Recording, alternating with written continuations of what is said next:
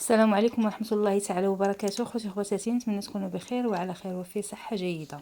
تنرحب بالجميع وتنقول لهم مرحبا والف مرحبا. هذا الفيديو هذا جبت لكم واحد الوصفة اللي هي ديال الزيوت الطبيعية ضد رائحة العرق، سواء الرائحة في القدمين او الابطين.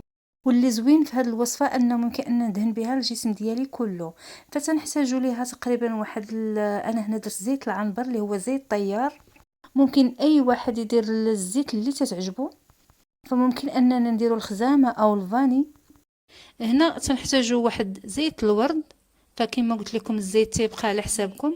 وعندنا واحد القنينه اللي حنا غادي نحتاجوها فيها وتكون سهله للاستعمال.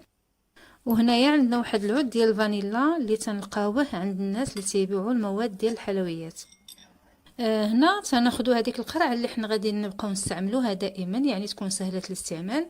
غنخويو فيها واحد المقدار ديال زيت الورد او زيت الزهر او اي حاجه زيت بغينا نحن نستعملوه، فقط انه تكون هو الرائحه ديالو زوينه. تنخويو فيها واحد القياس. من بعد تناخذوا زيت الطيار او ويل اسونسيال، تناخذوا تقريبا واحد 20 ديال القطرات. فكما شفتوا انا هنا غادي نحسب القطرات، يعني هنا ندير 10. يعني انا فاش تنشفط في هذاك التوب فتشفط ليا تقريبا 10 ديال القطرات. درتو 2 ديال المرات. او الا بغيت نكتر حتى نكتر ماشي مشكل، فهو ما عندوش واحد الضرر، فقط هو تيعطي واحد الرائحه اللي هي تكون رائحه زكيه، والريحه ديالو هو تكون قويه. ومع هذاك الزيت ديال الورد او مع زيت الارغان، الا درنا زيت ارغان ما فيهش الرائحه، فنقدروا نكثروا القطرات ديال الزيت الطيار.